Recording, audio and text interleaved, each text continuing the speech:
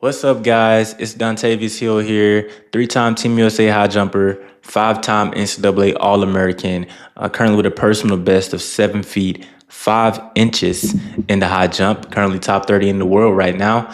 And guys, my high jump journey did not start there. I was not always good, right? As a 15-year-old freshman in high school, my personal best was 4 feet, 8 inches.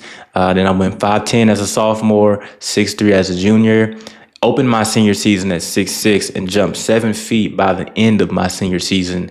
Right, and throughout my college years, improved by 4 inches and was able to make 3 USA teams along that time.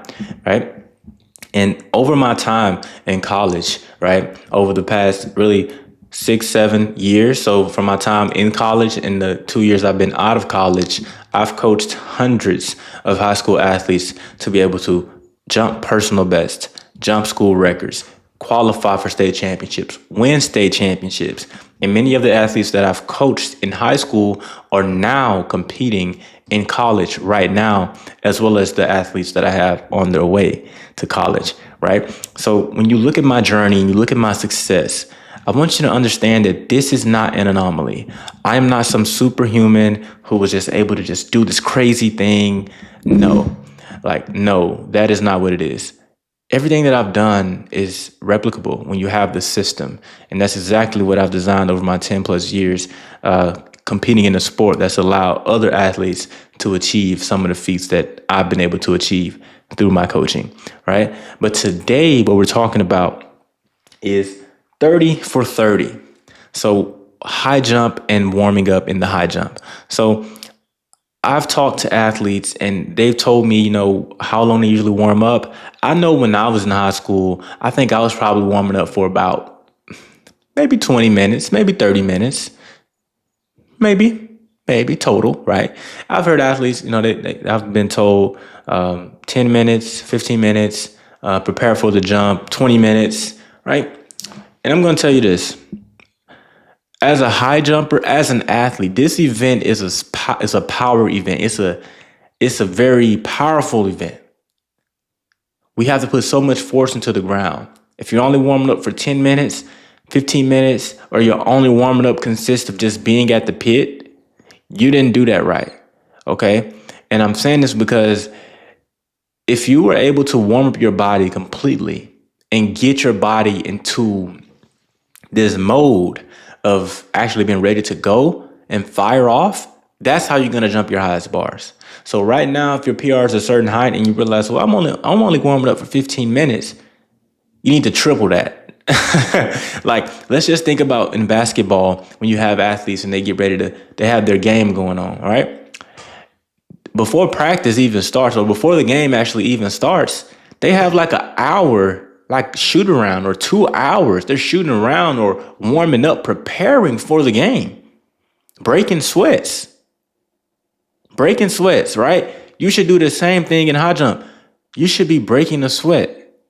So one of the biggest problems that a lot of young athletes have is, number one, pacing.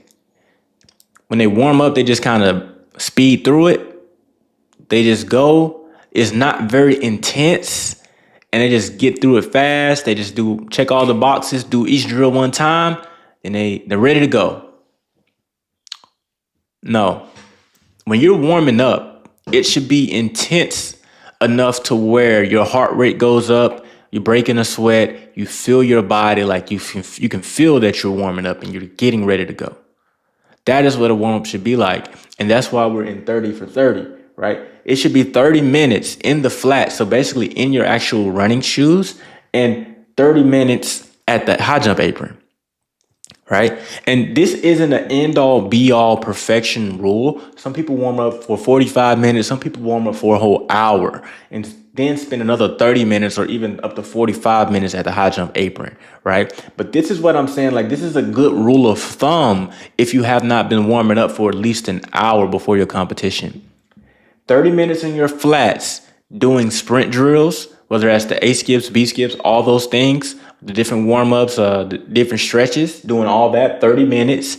Take your time, right? Then when you put your sprint spikes on, 30 minutes of warming up in your actual sprint spikes, okay? So I want to spend 30 minutes doing this because when we have 30 minutes in our sprint spikes, that is when we can actually start to, feel some of those ground contacts when we're actually attacking, boom, boom, boom, in the approach, right? But you want to already have 30 minutes of getting your body ready to feel that before that even happens, right? So the purpose is 30 in the flats, 30 in the spikes, and this is going to get you more ready to go.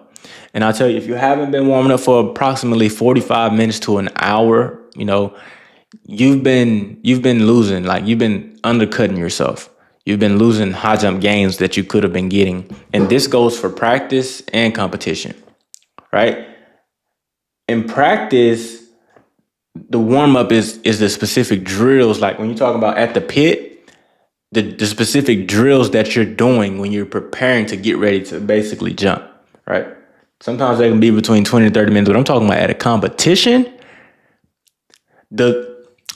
In high school, what I've seen is they only let the kids sometimes get over there like 15, 20 minutes ahead of time. No, you need 30 minutes to warm up. Like, you need 30 to 45. Like, you need to already be in your spikes and doing something in the area. If they won't let you be at the apron, whether it's like close to the apron, on the track, you need to already be doing things. You don't need to wait until 10 minutes and they say, okay, well, now the girls get to jump, now the boys get to jump 10 minutes before and get those little run-throughs in and call that a warm-up. That's not a warm-up. It's not an efficient warm-up. All right? So we talked about pacing, how you need to actually slow down. Let's talk about readiness. Like we talked about readiness a little bit already. Your body is actually getting ready to apply those forces into the ground. We talked about ground contacts, actually feeling the ground. We're going to start feeling the ground first in our spikes. And after we feel the ground in our spikes, then we're going to first start feeling the ground in our flats. And after we feel the ground in our flats, then we're going to actually feel the ground and get even more contacts in our spikes. Okay? Right? And what should be happening? We should be breaking a sweat. In those 30 minutes, we got to break a sweat, right? I understand, like, if it's cold outside, you should have a sweatsuit on, like, when you're warming up anyway, right? Unless it's, like, super hot. Like, if it's just super hot, all right, I get it. Maybe you don't have one on. I still recommend it. But you should have a tracksuit on, warming up, breaking a sweat, getting going, and you should feel the work happening, right? So, yeah, that's what you guys should be doing. I just kind of addressed some of the biggest problems with athletes just warming up for not long enough and how long you should actually be warming up, right? And if you guys actually want me to design your warm-up, actually give you the actual warm-up that I used during the Olympic year, when I ended up jumping 7 feet 5 inches, also attempted the world record open in height, 7'8" and a quarter, using this specific warm-up to prepare myself for competition, then what we do is this warm-up is a part of my entire system, the High Jump Blueprint. So not only do you get the warm-up, but you get to be a part of my entire system, right? So the way my system works, it works like this. So the first thing that we tackle in the high jump is mindset, right? So we want to make sure our athletes are in the right frame of mind. They're confident in themselves. They're ready to jump. They feel good about themselves, right? Mindset is number one. Number two is high jump. High jump technique. Teach my athletes what specific drills they should be doing. All of the above when it comes to pushing out or back, leaning in the curvity approach, being able to generate some good rotation over the bar. I give them all the specific drills that I do specifically that have helped me go from in the 5 feet range to all the way in the 7 feet range. I give them all the drills that have helped me so that they can pretty much train like a pro, evidently, right? So they get those drills, and they also get access to me for film analysis. So I critique all of my athletes' films and get back to them, right? And film analysis is so powerful when you have the right person looking at your film, right? I had an athlete reach out to me and told me, hey, like I PR by 6 inches this year from what you've been able to give me, right? So it's like, that's what makes it all worth it, right? And that one moment is not an anomaly, right? I've had athletes improve by 5 inches, 6 inches, right? 3 inches. All of this has happened because of using a system that is replicable, that can be used on different athletes, all kinds of athletes. It's not a one size fits all. It's not a only Dontavious who was able to do it. No, hundreds of athletes have done it, right? So when we get high jump technique together, we go into training, actually design their training plan for them, from the weight training to the plyometrics to the sprint training, all of that, right? And when we get them better in all three of these categories and get them, being a better high jumper, from that point, what we do is we get them recruited. So when they're in the scholarship range, when they're jumping in the 6'4" to 6'6" range, and they can actually get on the scholarship radar for schools, I'm going to be acting as a liaison to teach them how to actually reach out to coaches, and even reaching out to coaches along with them to get them that extra push to actually get that response back from that coach. So the way it works is mindset, high jump, training, which all equals recruitment and giving your child an opportunity to earn an actual athletic scholarship to get a free education, get that free degree in college, right? So if you're a parent of a high school high jumper and you're interested in learning more about my system and my program and how it can actually help your child achieve their goals, then book a call with me down below and we'll hop on a free high jump strategy call